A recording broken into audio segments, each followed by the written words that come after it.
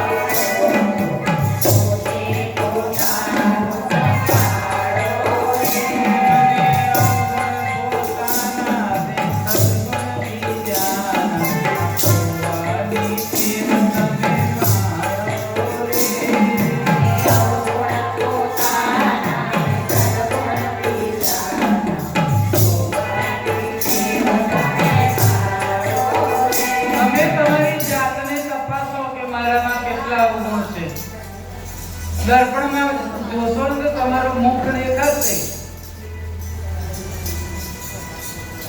અને કદાચ એવું હોય તો રાત્રે ઊંઘી જાવ સુઈ જાવ એ વખતે બધું યાદ કરો કે આજે મેં દિવસ શું કાર્ય કર્યું છે અને છેવટે નહીં ખબર પડે તો અંતકાળે તો ખબર પડશે જ્યારે અમરાજા લેવા આવે ને ત્યારે આખો પિક્ચર આમ ચાલતું હોય જીવનમાં શું કર્યું ને શું કોની જોડે બગાડ્યું કોની જોડે ઝઘડા કર્યા કોની જોડે વેર કર્યું અને ત્યારે છક્કા છૂટી જાય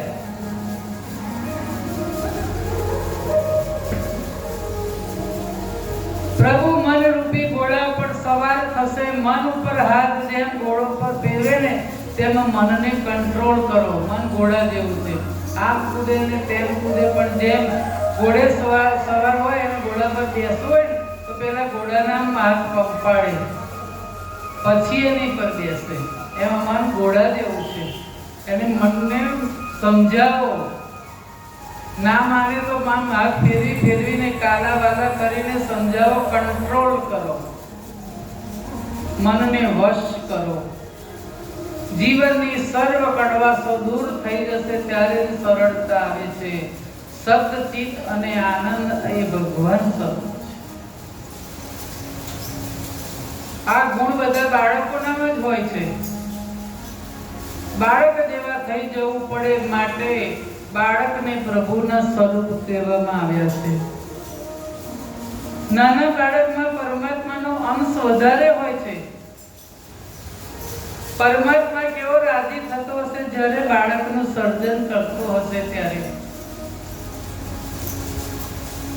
પણ તકલીફ શું થાય ખબર છે